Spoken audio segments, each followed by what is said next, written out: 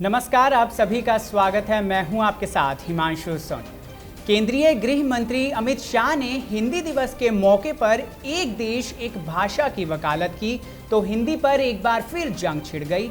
अमित शाह ने हिंदी दिवस के मौके पर हिंदी को लेकर कई ऐसी बातें की जो विपक्षी खेमे को रास नहीं आई हैं। हिंदी भाषा की वकालत पर कई विपक्षी दल के नेता भड़क उठे हैं। पूर्व से लेकर उत्तर तक सभी की प्रतिक्रिया सामने आ रही है। अमित शाह के ताजे बयान पर बंगाल से लेकर दक्षिण के राज्यों से नेताओं की तीखी प्रतिक्रियाएं आने लगी हैं। हर कोई अमित शाह के इस बयान पर हमला बोल रहा है।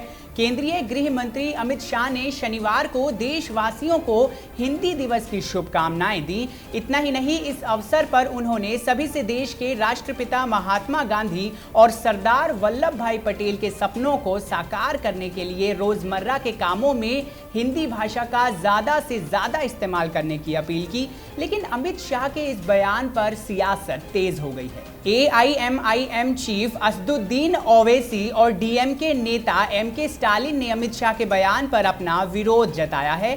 सबसे पहले बात करते हैं उस बयान की जिसे लेकर राजनीतिक गलियारों में हलचल तेज हो गई है।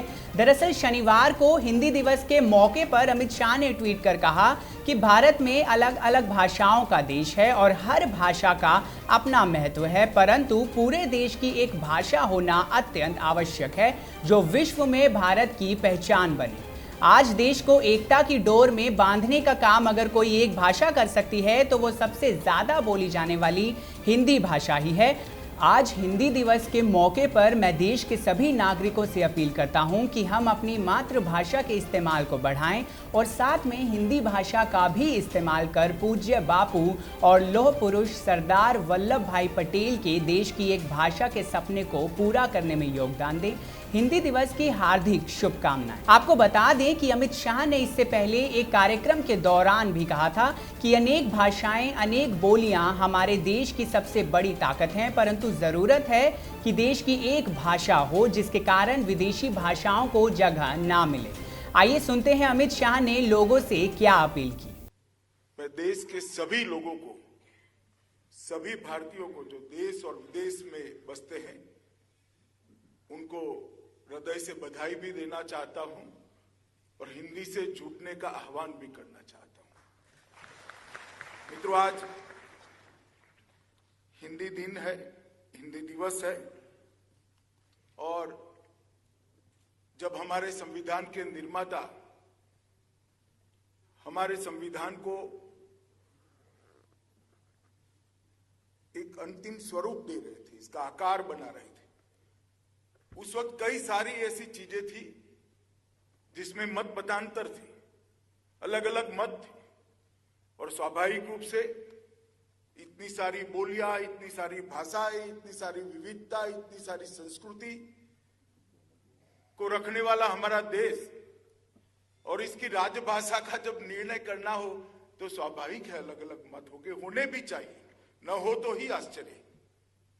परंतु जब संविधान निर्माताओं ने समग्र स्थिति का आकलन किया और आने वाले 1-2 सदी का दूरदर्शिता पूर्वक गहन अवलोकन कर चिंतन कर जब वो एक निर्णय पर पहुंचे तो पूरी संविधान सभा ने सर्वानुमत से हिंदी को राजभाषा के रूप में स्वीकार करने का निर्णय। और ये संविधान सभा देश के कोने कोने का प्रतिनिधित्व करती थी।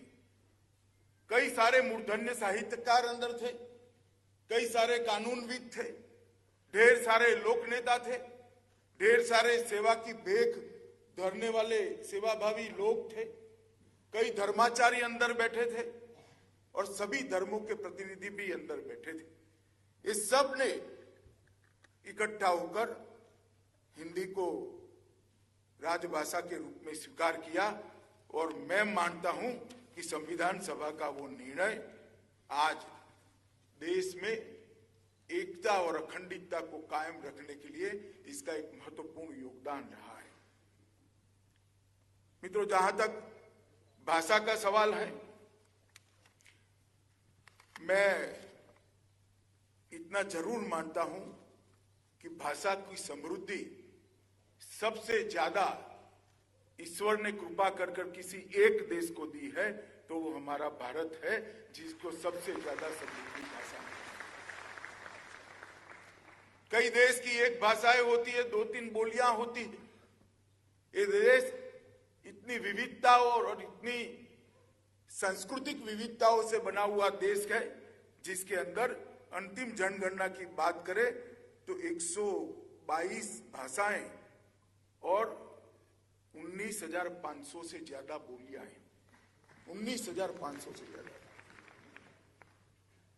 और 122 भाषाओं में से हमारी आधिकारिक भाषा की जो सूची प्रसिद्ध हुई है 8वीं सूची में, उसमें 22 भाषाओं को हमने मान्यता दी है। और यूनेस्को का एक सर्वेक्षण है, मगर इस प्रकार के सर्वेक्षण कभी अंतिम और सच नहीं हो सकते, कोई भी करे नहीं हो सकती। इसमें यूनेस्को का कोई दोष नहीं है। इनके हिसाब से लगभग 6,000 भाषाएं दुनिया में बोली जाती है। 6,000 भाषाओं का अस्तित्व है। परंतु मित्रों, मैं आज एक बात जरूर कहना चाहता हूं। आज हिंदी दिवस के अवसर पर हम सब ने आत्मचिंतन, आत्म अवलोकन करने की भी जरूरत है। कई सारे देश ऐसे हैं दुनिया में जिनकी भाषाएं लुप्त हो गई, भाषाएं गंवा बैठे, अपनी भाषाओं को आज वो छोड़ चुके। और जो देश अपनी भाषा छोड़ देता है वो अपने अस्तित्व को कभी कायम नहीं रख सकता। भौगोलिक अस्तित्व हो सकता है, शायद उसका सदियों तक चले, परंतु इसका विचार प्रवाह, उसकी सांस्कृतिक अस्तित्व वो नहीं बचा सकता, क्योंकि भाषा ही है जो व्यक्ति को अपने देश के मूल के साथ जोड़ती है, अपने विचार प्रवाह, देश के विचार प्रवाह के साथ जोड़ती है, अपनी संस्कृति के साथ जोड़ती है। हर बच्चे में ईश्वर बुद्धि देता है,